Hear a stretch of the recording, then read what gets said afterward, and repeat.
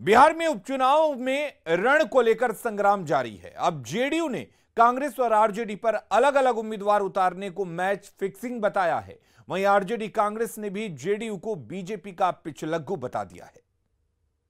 दिखता है कि मैच फिक्सिंग है, और वो मैच फिक्सिंग किस तरह का, जिस तरह से तेज प्रताप और तेजस्वी का मैच जो फिक्स है राजद में, कि ये दोनों दिखते जरूर हैं अलग पर अंदर से एक हैं, तो उसी स्थिति को आप देखेंगे कि इस बाई इलेक्शन में भी उसी के तहत इन लोगों ने उम्मीदवार उतारा है। खुद तो बीजेपी की पिछलग्गू बनी हुई है, तो दूसरों पर आरोप लगाने के बजाय जेडीयू को यह बताना चाहिए कि वो क्यों बीजेपी की बी टीम बनी हुई है और क्यों बीजेपी के साथ हर मुद्दे पर बात कुछ करती है और फिर पीछे हट जाती है। तो मैच फिक्सिंग तो उनका है। मैच फिक्सिंग तो जेडीयू और भाजपा के लोग करते हैं।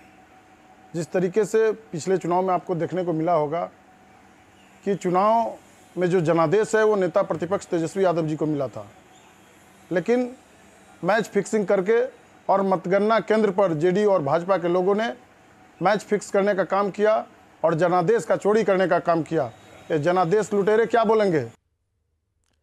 मंत्री रामसूरत राय ने भी महागठबंधन में विवाद को दिखावा बताया है। उन्होंने कहा कि कांग्रेस और आरजेडी के झगड़े हाथी के दांत जैसे हैं, जो दिखाने के लिए कुछ और हैं और खाने के लिए कुछ और। लोगों को दिखाने के लिए महागठबंधन में जोड़ते और जोड़ते रहते हैं, लेकिन हाथी का दांत दिखाने के लिए कुछ है, खाने के लिए कुछ है। वही सोनिया गांधी और लालू यादव जी हैं जो आपसी फिक्स मैच करते हैं और जनता को उल्लू बनाने का काम करते हैं। मैं स्पष्ट शब्दों में कहता हूं कि अब जनता उल्लू बनने वाली नहीं है।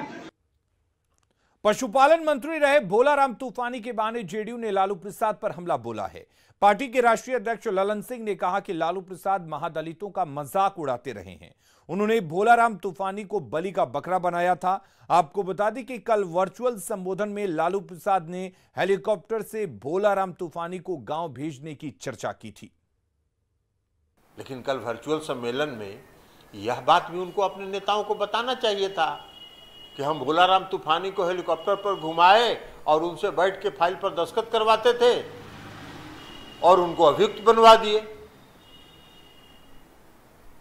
तो दलितों के साथ इस तरह का काम करने का स्वभाव है लालू प्रसाद जी का। भोलाराम तूफानी जी बेचारे को बलि का बकरा उन्होंने बनाया और अपनी अकूट संपत्ति उन्होंने देश और दुनिया में खड़ी की, जमीन जायदाद उसी पैसा से।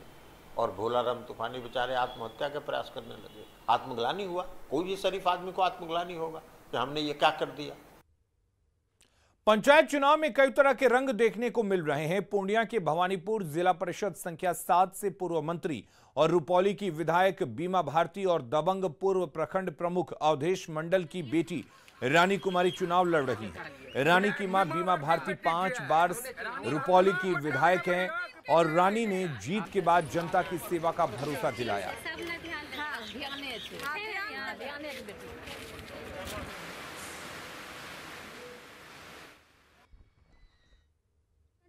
मैं अपनी मम्मी पापा को बचपन से ही देखते आई हूँ कि वो जनता का सेवा करते आ रहे हैं, तो मुझे बहुत अच्छा लगता है वो जिस तरह से लोगों का जितना भी प्रॉब्लम है उसका सब कुछ सॉल्व करते हैं।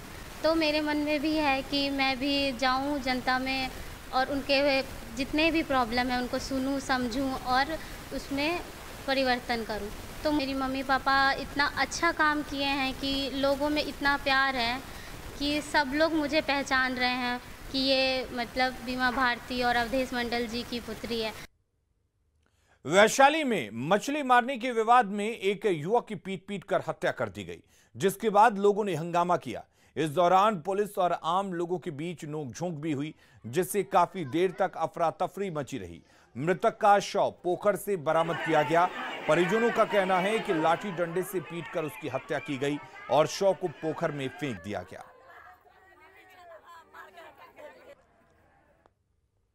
मुख्यमंत्री नीतीश कुमार ने गंगा जल उद्भव योजना के कार्य की प्रगति की आज समीक्षा बैठक की। बैठक में अधिकारियों ने नीतीश कुमार को पूरी जानकारी देते हुए ताजा हालात बताए। बैठक में मुख्यमंत्री ने भी कई निर्देश दिए। सीएम ने राजगीर, गया, बोधगया, नवादा में गंगा जल उद्भव योजना के तहत सभी लोगों को शुद्ध पेयजल उपलब्ध कराने के लिए तेजी से काम करने के निर्देश दिए। सीएम ने निर्देश दिए कि जल संसाधन विभाग, लोक स्वास्थ्य अभियंत्रण विभाग और नगर विकास एवं आवास विभाग आपस में समन्वय बनाकर इस पर काम करें। बढ़ती आबादी को ध्यान में रखकर जलापूर्ति हेतु योजना बनाकर काम करें। साथ ही भूजल स्तर को मेंटेन रखने के लिए लोगों को प्रेरित करते रहें।